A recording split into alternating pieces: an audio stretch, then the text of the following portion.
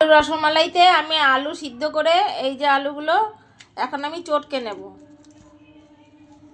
আর এবার আমি একটু লবণ নিয়ে সামান্য পরিমাণ মতন একটু লবণ নিতে হবে, আবার একটু চটকে নিলাম। এবার আমি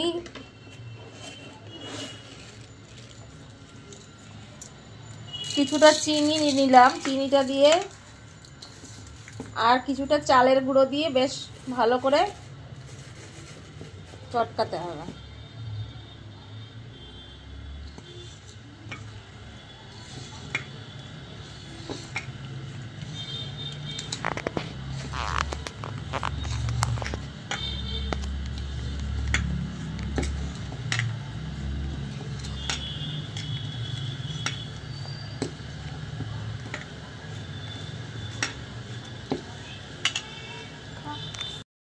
এবার আমার মাখা শেষ হয়ে গেছে। এবার সামান্য একটু গোলমরিচের গুঁড়ো দিয়ে বেশ একটু ঝাল ঝাল হবে।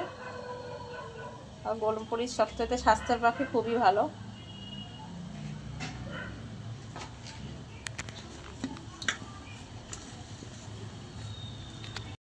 এদিকে আমি চিনির রসা বানাচ্ছি আর ওদিকটা আমি তেলটাকে গরম করতে দিয়েছি। আলুগুলো আমার বল পাকানো হয়ে গেছে, এবার আমি গরম তেলে ভেজে নেব।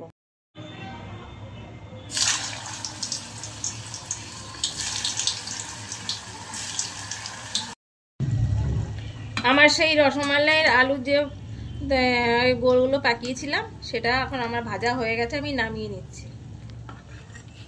এবার আমি ওই আমার ভাজা আলুর গোলাগুলো আমি এই চিনির রসার মধ্যে আস্তে আস্তে করে ফেলব।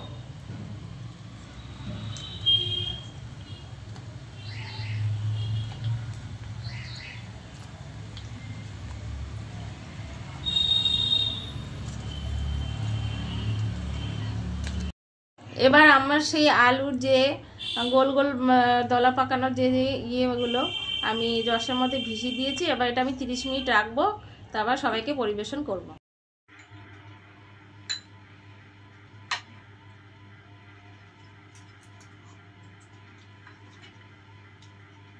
হ্যাঁ, অনেক সুন্দর হয়েছে তোমার আলুর রসমালাই।